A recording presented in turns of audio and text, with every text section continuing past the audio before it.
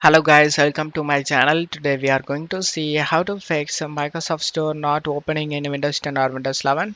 Let's fix it guys. Method one, I just need to go to search menu and type PowerShell. Right click on the Windows PowerShell and select Run as Administrator and select Yes. Check my video description for this command used. Just copy and paste it and paste it.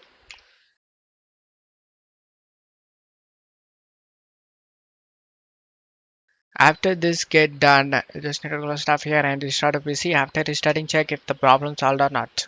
If not, method 2 is recommended from Microsoft official site. We need to create a new user account guys. To do this, go to search menu and type settings, click on open it. On left side select accounts, on right side select other users.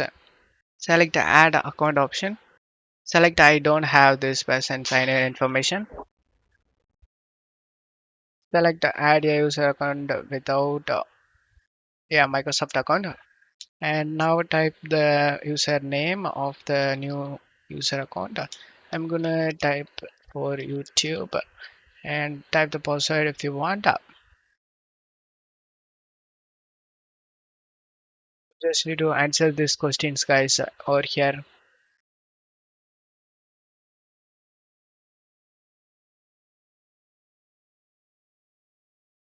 After answering these questions, select the next option.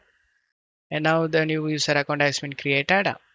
Just close stuff here and now click on the start icon and select the username over here and select the three dot icon next to this sign out and select other users. Select the username we newly created.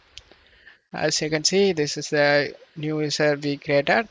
Type the password and now the new user account has been logging in. As you can see, as you buy the new PC, that will be open up like that. Now it will take some time to get you in and where Microsoft Store will work without having any problem guys. Don't forget to leave a like guys. Thank you.